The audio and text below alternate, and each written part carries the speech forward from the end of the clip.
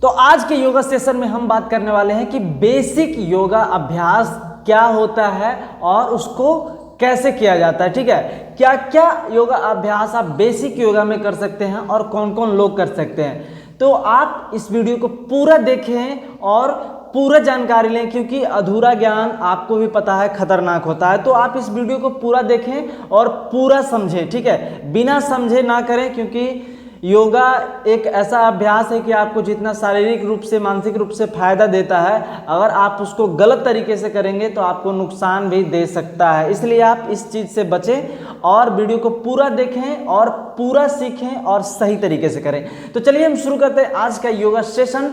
तब तक के लिए आप हमारे चैनल को सब्सक्राइब कर लेंगे और बेल आइकन को प्रेस कर लेंगे और उन लोगों को भी शेयर करेंगे जो अभी सोच रहे हैं कि हम आज से योगा स्टार्ट करेंगे, कल से योगा स्टार्ट करें। जी नहीं, आज और अभी से योगा स्टार्ट कर दीजिए, क्योंकि योगा जब तक आप स्टार्ट नहीं करेंगे तो आपका शरीर और आपका मन आपके बस में नहीं होने वाला। तो चलिए शुरू करते हैं आज का योगा सेशन।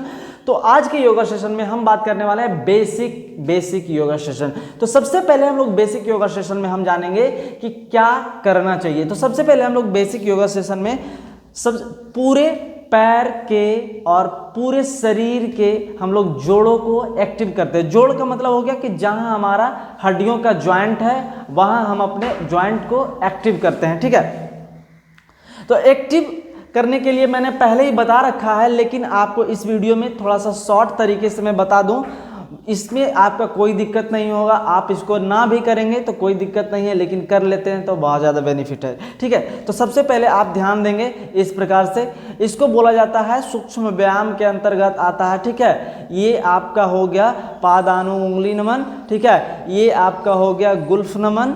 ठीक है, आप ध्यान देंगे बिल्कुल कैसे कर रहे हैं। और ये गुल्फ घूर्णन, ठीक है, दोनों तरफ से। ठीक है, ये आपका गुल्फ घूर्णन हो गया।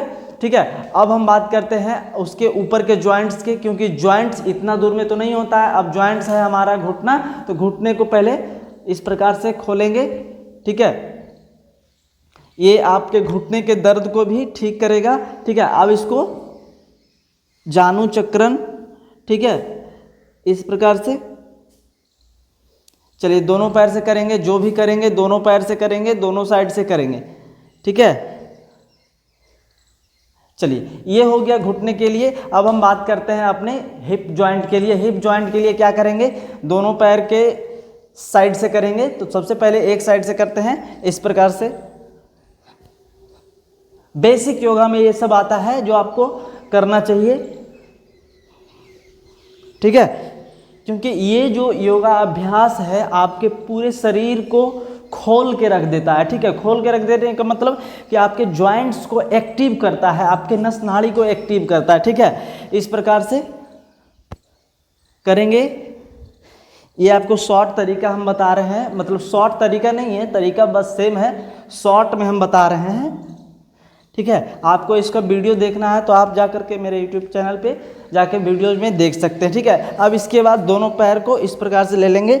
ये है आपका बेसिक योगा बटरफ्लाई पोज, जिसको बोलते हैं तितली आसना। ठीक है, इस प्रकार से करेंगे।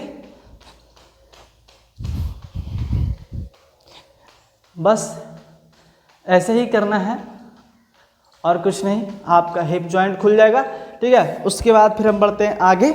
आगे बढ़ने के लिए आपको इस प्रकार से दोनों पैरों को फैला लेना है। ठीक है, दोनों पैरों को फैला लेंगे। उसके बाद फिर दोनों हाथ को इस प्रकार से ध्यान देंगे कि जितना आपका हाथ टच हो रहा है या नहीं। अगर नहीं भी टच हो रहा है कोई दिक्कत नहीं है, आप श्वास भरते हुए ऊपर जाएंगे, श्वास खाली करते हुए नीचे। ठीक है, इस प्रकार से। तो आपका हिप जॉइंट यानी स्लिप डिस्क फॉरवर्ड बेंडिंग होगा।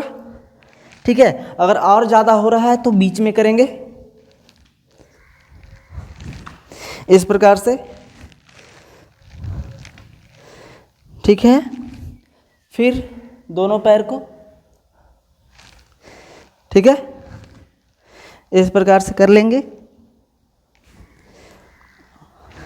और जब ये होने लगेगा तो आप यहाँ पकड़ के ऐसे भी कर सकते हैं। ठीक है,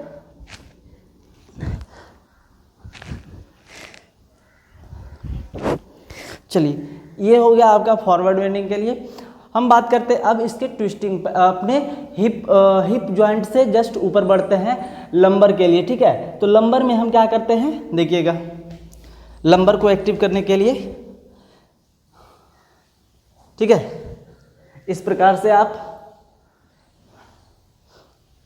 रोटेट करेंगे और जो हाथ पीछे जाएगा उसके तरफ पीछे भी देखना है, ठीक है, इस प्रकार से।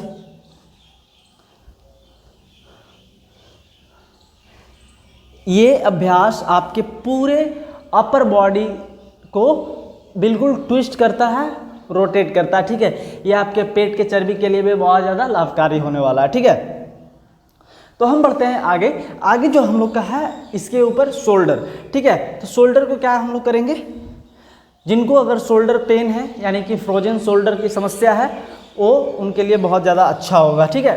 तो देखिएगा, सबसे पहले दोनों हाथों को इस प्रकार से शोल्डर के ऊपर और आगे पीछे जितना जाएगा उतना, ठीक है, इस प्रकार से करेंगे,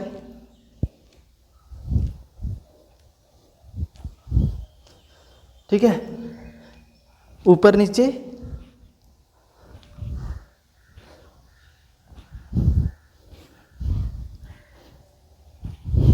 फिर साइड से ऊपर नीचे, ठीक है। फिर अब पीछे से देख रहे हैं, देखिएगा,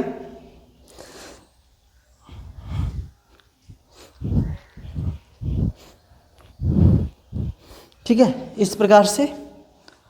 और देखेंगे रोटेट करना है कैसे, देखिएगा,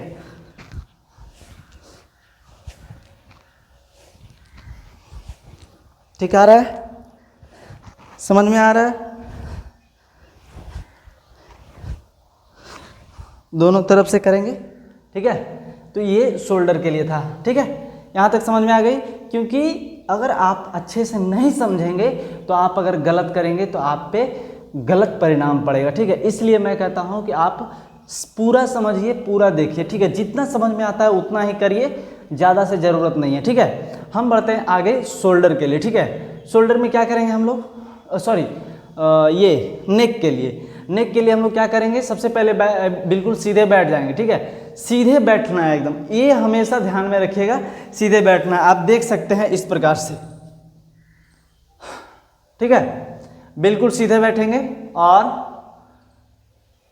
सबसे पहले राइट साइड बेंड, उसके बाद लेफ्ट साइड, ठीक है, राइट लेफ्ट, राइट लेफ्ट, इस प्रकार से आपको करना है।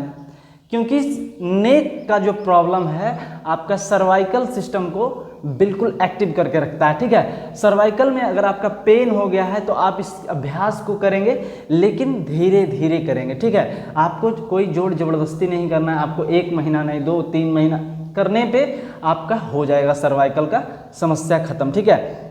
तो इस प्रकार से आप लेफ्ट एंड राइट कर लेंगे, ठीक है, और उसके बाद फिर आगे और पीछे, ठीक है। जब आगे लेके आएंगे तो आपका चिन चेस्ट से टच होना चाहिए इस प्रकार से, ठीक है, ऊपर,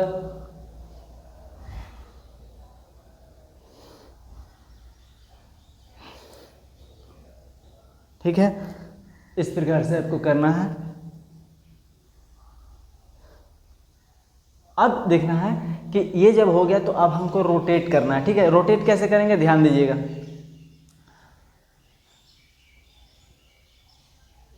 ठीक है, ये आपका इधर आया, ठीक है, ये नहीं कि ऐसे करके ऐसे करना है, नहीं, गलत तरीका है वो, उसमें आपका सर्वाइकल इंजर्ड हो सकता है, ठीक है। तो इसको बस ऐसे करना है, यहाँ सटते हुए जाएगा, फिर यहाँ, फिर ऊपर, जो हमारा सिस्टम में काम करता है उसी प्रकार से हम से करेंगे, सिस्टम के खिलाफ नहीं जाना है, नहीं तो सिस्टम हैंग हो सकता है ना। सिस्टम हैंग होने के बाद आपको पता है कि क्या हो सकता है, तो इसलिए जो भी करेंगे हमारे बॉडी के अनुसार करेंगे, जिस प्रकार से हमारा बॉडी है ढांचे में उसी प्रकार से हम लोग करेंगे। अब थोड़ा सा इसको फास्टली,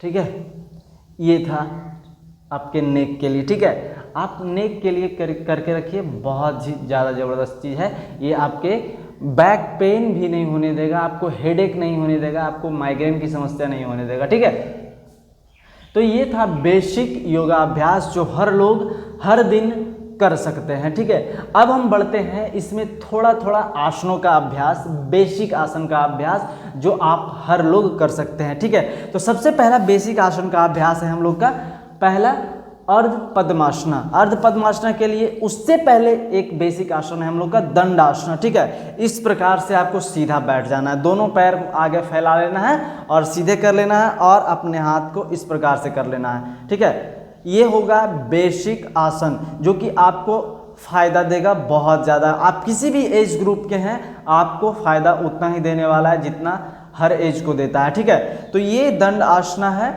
आपको पहला आसन आपको यही करना है। ठीक है, पहला आसन दंड आसना इसलिए है कि आपको इसमें पैरों को सीधा रखना है और आपके हिप से ऊपर अपर बॉडी को सीधा रखना है। इट मीन्स दंड का मतलब अगर आप समझे तो perpendicular. Perpendicular it means body के शेप से आपका 90 डिग्री, अगर आप यहाँ से देख पाएंगे तो यहाँ 90 डिग्री बनेगा। ठीक है, तो ये दंड आसना है। ठीक है, तो अगला हम जो अभ्यास है हम लोग का इसी से जाना है हम लोग का, क्योंकि ये सबसे बेसिक आसन है, इसी में से हम लोग अलग अलग आसनों में जाते हैं। ठीक है, अलग अलग आसनों का अभ्यास करते हैं। ठीक है, तो ये था हम लोग का दंडासना। अब हम बात करते हैं दंडासना से हम लोग जाएंगे अर्ध पद्मासना। अर्ध पद्मासना में जाने के लिए सबसे पहले राइट लेग को उठाना है। ठीक है, और आपके हील को यहाँ लगाना है।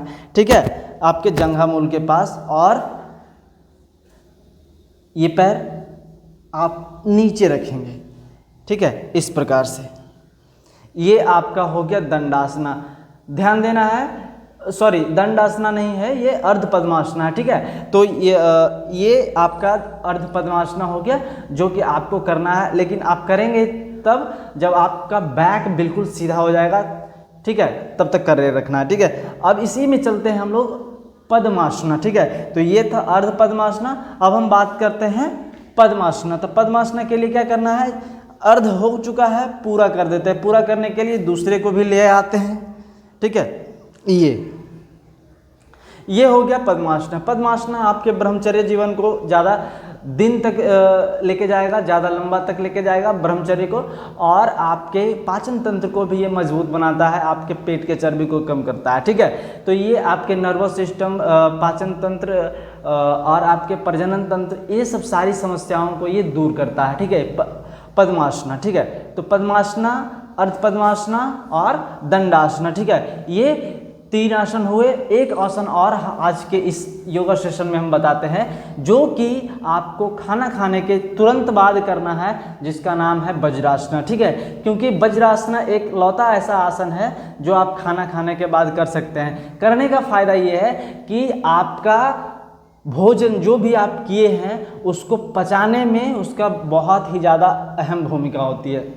ठीक है, तो वज्रासना किस प्रकार से होता है और कैसे करते हैं, तो अभी पहले में मैंने बता रखा है कि जो भी आसन करेंगे दंडासना में जा करके करेंगे। ठीक है, तो पहले हम लोग दंडासना में जाएंगे। ठीक है, दंडासना ये हो गया। उसके बाद फिर राइट लेग पीछे आपके नितंब, ठीक है, आपके नितंब के नीचे जाएगा और दूसरे पैर को भी इस प्रकार से आपके नितंब में जाएगा और इस प्रकार से सीधे बैठ जाना है। ठीक है, आपको हम साइड से दिखाते हैं किस प्रकार से होता है। देखिएगा, देखिएगा ये, ठीक है, इस प्रकार से, और बैक बिल्कुल स्ट्रेट, यानी कि बैक पीठ बिल्कुल सीधा रखना है। ठीक है, बिल्कुल सीधा रखेंगे।